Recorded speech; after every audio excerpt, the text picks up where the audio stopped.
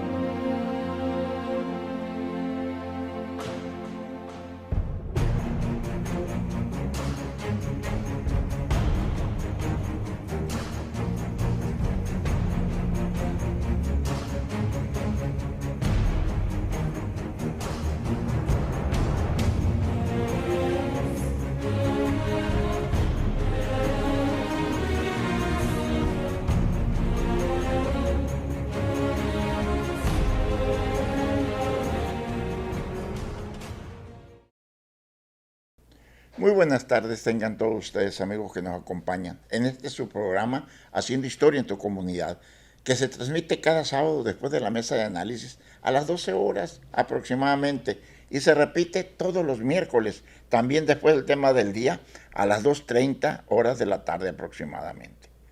Nos encontramos transmitiendo en este canal de televisión, mega canal, desde la ciudad de Los Mochis, donde las palmeras alcanzan el cielo y se mecen borrachas de sol. También es la puerta de entrada al Cañón del Cobre, la Sierra de Chihuahua y la ciudad más progresista del noroeste de la República Mexicana. Es uno de los graneros de México y solo quedan los últimos vestigios materiales de los colonos que se ha ido borrando con el tiempo.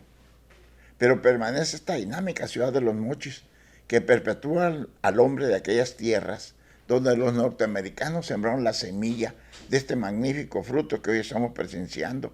Esta es nuestra ciudad de Los Mochis, la más hermosa y progresista del noroeste de la República Mexicana. Un saludo a todos mis amigos de los municipios de Ahome, Fuerte, Choix, Guasave, Sinaloa, Angostura, Cerro Dorado y Mocorito, que nos ven por este medio. A todos los amigos que les llega el programa Haciendo Historia en tu Comunidad por Megacable. Los saludo a todos y cada uno de ustedes. Hoy tenemos el tema, quinta parte del Congreso de Cronistas y Historiadores de Sinaloa en el heroico pueblo de Concordia. Continuamos con nuestro compañero y amigo José Guadalupe Merano Corrales, cronista adjunto de Culiacán, que nos dio, la verdad, una cátedra con el tema de los archivos municipales ante el reto de la Ley General de Archivos.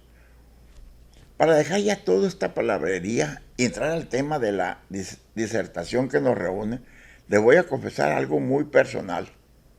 Yo soy antileyes.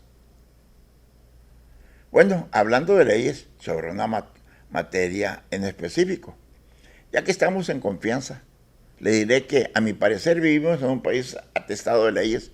Por eso siempre he dicho a mis allegados que no es mejor gobernar el que hace más leyes, sino el que las cumple y las hace cumplir. En este contexto nacional, desde principios de la década de 1970, se estuvo plantando la idea de que se promulgara una ley general de archivos y, como siempre, hubo opiniones a favor y las hubo en contra y no se llegó a ningún consenso. Quienes opinaban a favor de una ley de archivos fueron las personas que menos conocimientos tenían sobre esto y, por supuesto, eran quienes buscaban conseguir un lugar en la administración pública o bien escalar o mantenerse en ella porque fueron servidores públicos, nómadas que nunca completaron un proyecto o no formularon alguno. Por otra parte, quienes opinaban en contra tampoco tenían bien definidos los conceptos sobre los documentos, ni sobre archivos, ni sobre archivística, que cuando los gobiernos les encargaban la administración de estas instituciones, algunos quienes quisieron hacer algo por la organización documental, implementaron el sistema de calificación de Meredith, lo que llevó a resultados catastróficos. Así que la mejor decisión del momento tomado por los gobiernos fue dejar los archivos en manos de los historiadores, quienes hicieron un buen papel en la administración de estas instituciones, principalmente de los archivos históricos o archivos muertos, como errónea y efectivamente llegan a denominarse. Es bien cierto que los historiadores hicieron un excelente papel en la organización, clasificación y descripción de documentos históricos, Entonces, ¿qué fue lo que pasó con los archivos?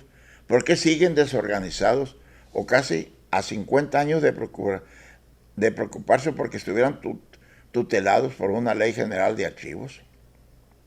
Así es, estimados cronistas, los archivos no solo son conjuntos de documentos. Hablar de archivos es relatar una lista de necesidades que estas instituciones requieren para poder funcionar adecuadamente. Y es que aquí, donde entra el reto que tiene la administración pública estatal ante la organización de una ley general de archivos, el cómo construir una estructura orgánica de archivos del Estado que funcione de manera integral y sin presupuesto. En nuestro caso, a partir de la entrada en vigor de la Ley de Acceso a la Información Pública del Estado de Sinaloa en el 2003, se integró un grupo institucional de trabajo para desarrollar un proyecto de iniciativa de ley de archivos para el Estado de Sinaloa. En ese intento fue la primera vez que se empleó el término patrimonio documental. En esos tiempos se pensó, surgió una ley que garantice el acceso a la información. ¿Por qué no proponer una que tutele los archivos? Ahora muchos expositores lo han reconocido en sus discursos. Se hizo al revés. Es lo que expresamos al darnos cuenta que primero se debió haber legislado sobre archivos antes que el acceso a estos, porque eso es otra cosa. La Ley de Acceso a la Información Pública no distinguió entre información, documentos y archivos generalizados en todo el universo de la información, sin reparar que esta es la contenida en los documentos, y los documentos a su vez están contenidos en los archivos. Así pues, para esta primera ley que vino a romper paradigmas, los documentos y los archivos fueron sinónimos de información. Como a los 2 o 3 años después de que surgió esta ley, tuve una entrevista con un diputado que intentó promover una iniciativa de la ley de archivos para el Estado de Sinaloa, quien me preguntó sobre lo que se necesitaba saber que la ley de archivos fuera operante, es decir, que no se convirtiera en letra muerta, o lo que le respondí: la ley de archivos debe emanar de la Constitución. ¿Qué? Me dijo, con gran admiración. Sí, la Constitución ya está muy parchada. Además, ya se deriva de ella la ley de acceso a la información. ¿En qué artículo entraría? En el artículo 3, 3, así le respondí. Un parche más a la Constitución no le desagrada más. Ya no me volvió a buscar el diputado. Muchos activistas reconocidos a nivel nacional han argumentado que una ley de archivos no es un recetario de cocina, simple y llanamente porque ningún archivo es igual a otro. Al año siguiente de que sostuve la plática con el diputado que le referí, se reformó el artículo 6 de la Constitución General de los Estados Unidos Mexicanos en el sentido de que las dependencias deben contar con archivos organizados. Si los diputados federales pudieran hacer una reforma a nuestra Carta Magna, ¿por qué los diputados locales no pueden hacerla un parche a nuestra Constitución? Eso es lo que yo veo en la tutela de los archivos. Sin lugar a duda, un aspecto muy importante que debe considerarse quien está al frente de una institución archivística es el relativo a la legislación. Ya le había comentado que soy antileyes. Bueno, eso no significa que las incumpla, sino todo lo contrario.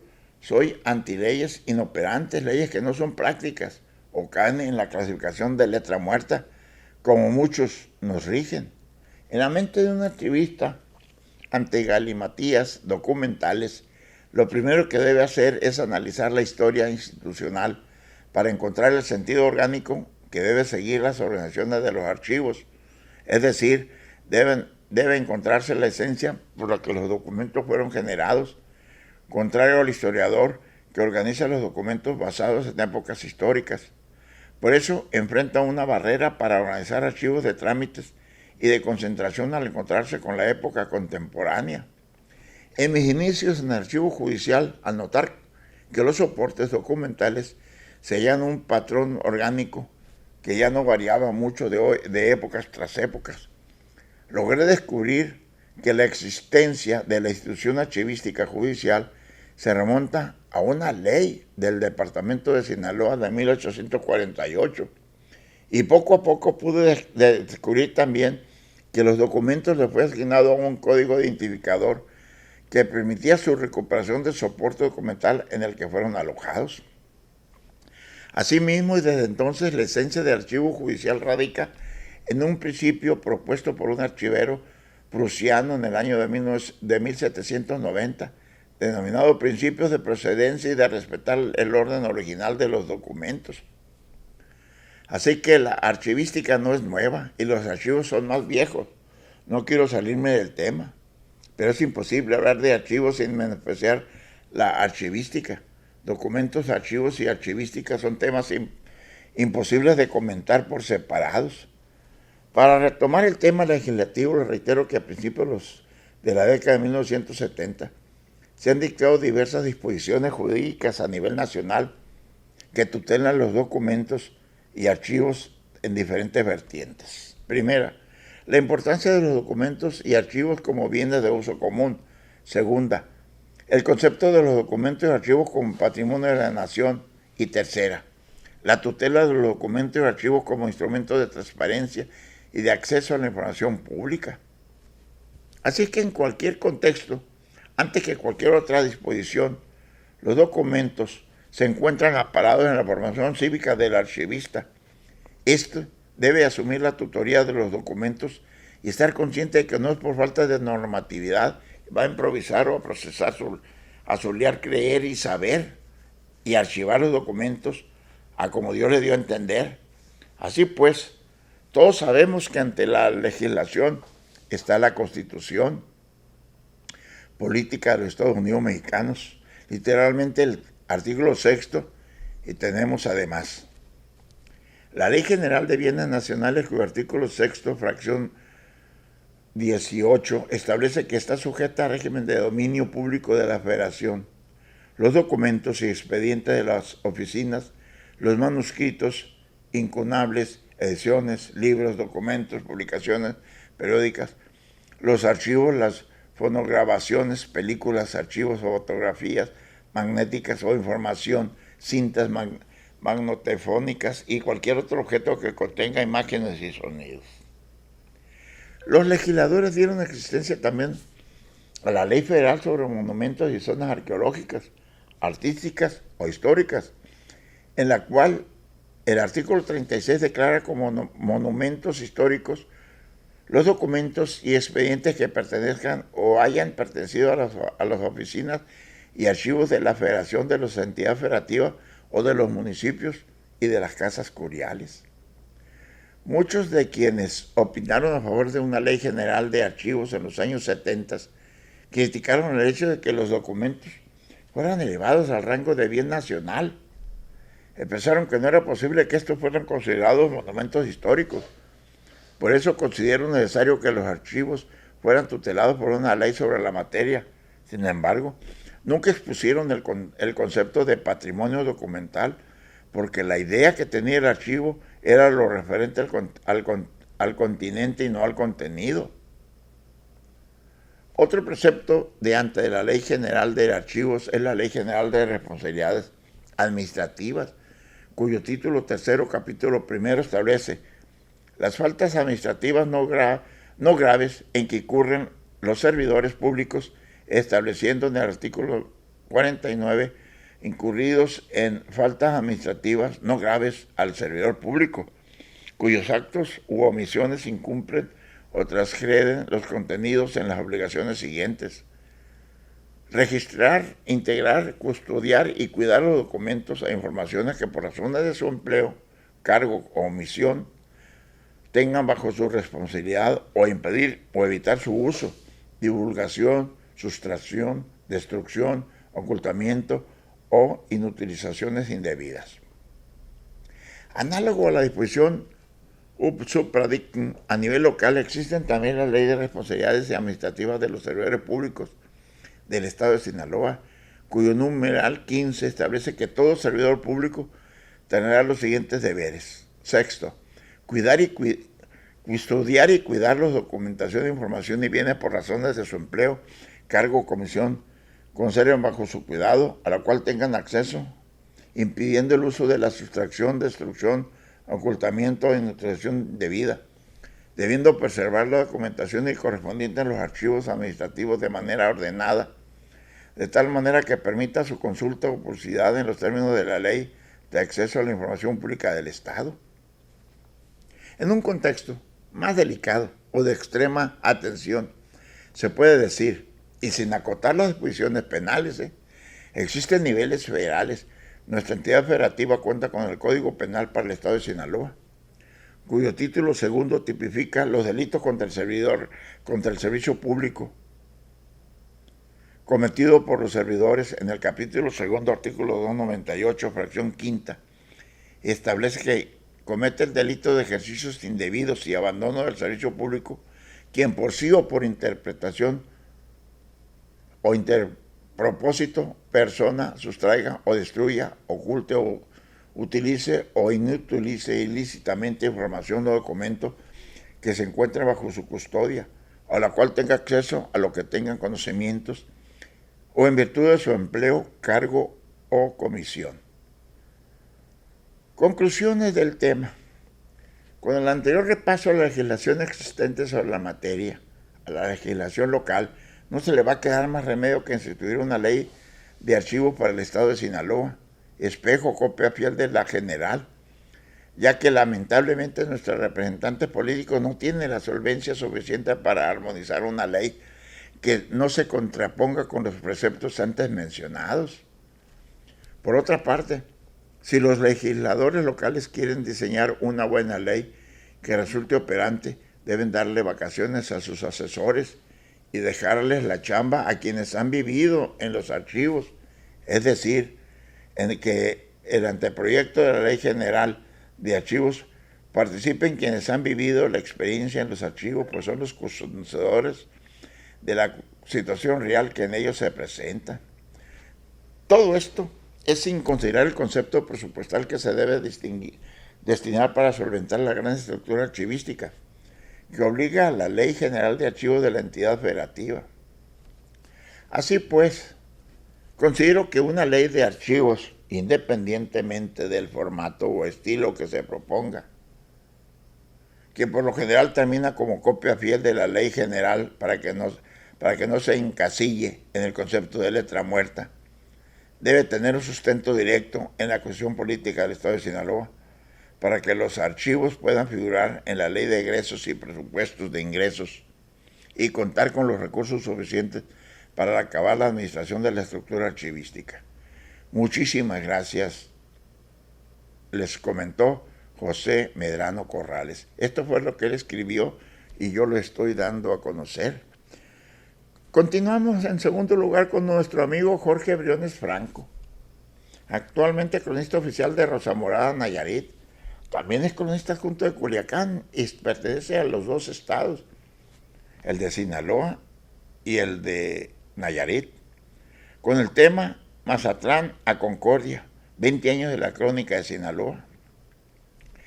Para mí este congreso con el que conmemoramos y celebramos los 20 años de la crónica de Sinaloa tiene mucho simbolismo. Primero porque su nacimiento en Mazatlán, ocurrido en 1999, inició con la gestión de Francisco Padilla Beltrán y ahora, en el 2019, ocurre que en su segunda gestión lo recordamos. Y en segundo lugar se celebra este acontecimiento en la cabecera municipal de Concordia, donde en el 2003 yo fui elegido como el tercer presidente que tuvo la asociación, y esas dos razones me remiten a un sinfín de nostalgias, de retos, de recuerdos y de anécdotas de personajes queridos que nos acompañaron y que ahora por su ausencia física están ausentes. 20 años y 10 presidentes.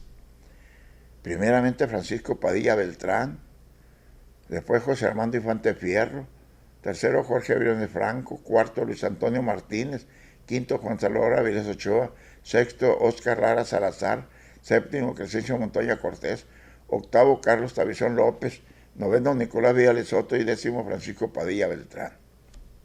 No voy a ocuparme de todo este proceso tan vivaz y rico en experiencia y maduración, un rico desarrollo que hoy ha integrado a nuevos protagonistas.